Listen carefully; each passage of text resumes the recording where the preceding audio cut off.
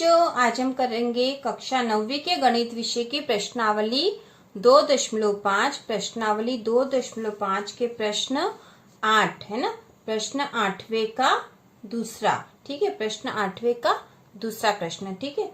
प्रश्न 8वें का पहला क्वेश्चन हम कर चुके थे बच्चों, और यह प्रश्न भी उसी की तरह है। यदि आपने वो वीडियो नहीं देखा हो तो चैनल के प्लेलिस्ट में जाकर देख सकते हो बच्चों, जिससे कि आपको ये सवाल भी अच्छे से समझ में आ जाए।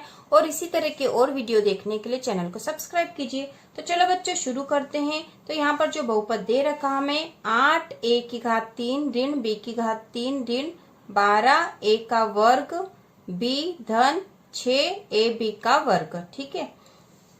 तो हमें इसके गुणनखंड करना है ना बच्चों। यहाँ पे प्रश्न ये था कि निम्नलिखित में से प्रत्येक का गुणनखंड कीजिए, तो हमें इसका गुणनखंड करना है। तो यहाँ पर हम उसी विधि, बच्चों ये सवाल भी उसी तरह से होगा जिस तरह से हमने इसका पहला सवाल करा था। तो 8a की घात 3 है, इसे हम किस रूप में और लिख सकते हैं। 8 का होगा 2 गुणा 2 गुणा 2, है ना। 2 दूनी 4 और 4 दूनी 8, ठीक है। तो 2a की घात 3 है ना। 2a की घात 3 को जब हम विस्तृत करेंगे तो 2 की घात 3 मतलब हो गया 8, और 1 की घात 3 तो 1 की घात 3 है ही सही। ऋण b की घात 3, ठीक है। ऋण b की घात 3 ले लिया हमने। अब यहाँ पे बच्चों ऋण 12a वर्ग b धन 6ab का वर्ग है। तो यहाँ पे हम ले लेंगे कॉमन, क्योंकि ये ऋण की संख्या और ये धन की संख्या बच्चों। तो यहाँ पे हम जैसे 12 है तो 3 चौक 12 होता है और 3 दूना 6 होता है ना। तो यहाँ पे हम ऋण 3 को कॉमन ले लेते हैं। क्या लेंगे हम? ऋण 3 को कॉमन लेंगे। ऋण 3 को कॉमन लेने से क्या होगा बच्चों को, यहाँ क्या बचेगा 4, ठीक है। 3 तो कॉमन ले लिया तो 4 बचा, 4a वर्ग b, और ये धन का बचेगा क्योंकि हमने ऋण तो कॉमन ले लिया है ना। ये धन का बचेगा क्योंकि हमने ऋण तो कॉमन ले लिया, और यहाँ पे धन के स्थान पर आ जाएगा ऋण, और क्या बचेगा 2ab का वर्ग, ठीक है। जब हम इसको सॉल्व करेंगे बच्चों, क्योंकि यहाँ पे हमने ऋण कॉमन लिया है, ऋण कॉमन ले लिया है, तो यहाँ पे ये संख्या अब ऋण की हो जाएगी। जब हम इसको सॉल्व करेंगे तो ऋण का गुणा धन में होगा, है ना। ऋण का गुणा धन में होगा तो ऋण धन ऋण हो जाएगा, और 3 चौक 12 a वर्ग b हो जाएगा। और फिर ऋण का ऋण में गुणा होगा, ऋण का ऋण में गुणा होगा तो धन का हो जाएगा वो, है ना। ऋण का ऋण में गुणा होगा तो धन का हो जाएगा, और 3 दूना 6 ab का वर्ग हो, वही संख्या आ जाएगी, ठीक है। इसलिए जब हम किसी संख्याओं में से जब किसी चिन्ह को कॉमन लेते, साथ में हमें चिन्ह को भी लेना पड़ता कॉमन।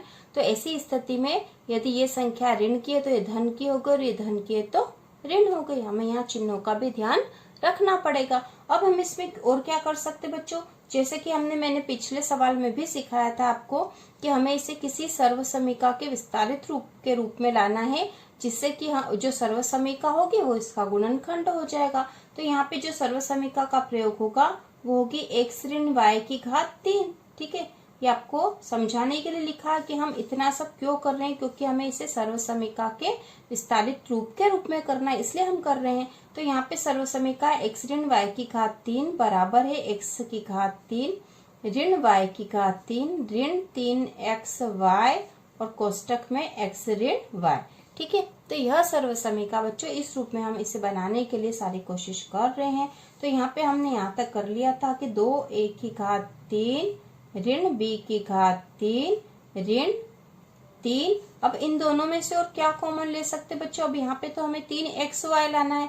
तो x के स्थान पर हमारे पास क्या आ रहा है, 2a आ रहा है ना। तो क्या हम यहाँ 2a और y के स्थान पर b आ रहा है, तो क्या 2a और b को कॉमन ले सकते हैं। तो देखो बच्चों यहाँ तो 4a वर्ग b है, 4 मतलब क्या हुआ 2 गुना 2, है ना। 2 गुना 2 हुआ, और a वर्ग मतलब a गुना a, ठीक है। और यहाँ 2 है ही सही, तो हम यहाँ पे से 2a को कॉमन ले लेते हैं, है ना।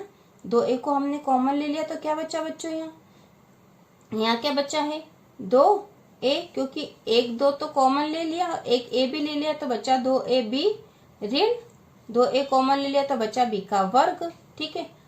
ठीक है बच्चों, अब हम एक और स्टेप कर लेते हैं कि 2a की घात 3 ऋण b की घात 3 ऋण 3 2a, और इन दोनों में से क्या कॉमन ले सकते बच्चों, यहाँ पे b और यहाँ पे b है, तो हम b भी कॉमन ले लेते हैं। अब क्या बचा हमारे पास 2a ऋण b, है ना। ये b तो यहाँ कॉमन आ गया, और एक b भी यहाँ आ गया, है ना।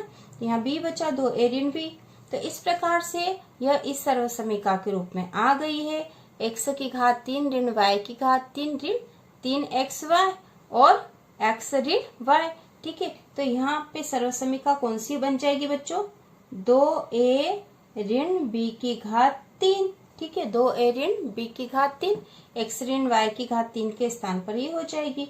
और इसको और कैसे लिख सकते हैं? 2a ऋण b की घात 3 का मतलब है 2a ऋण b का 2a ऋण b में 3 बार गुणा।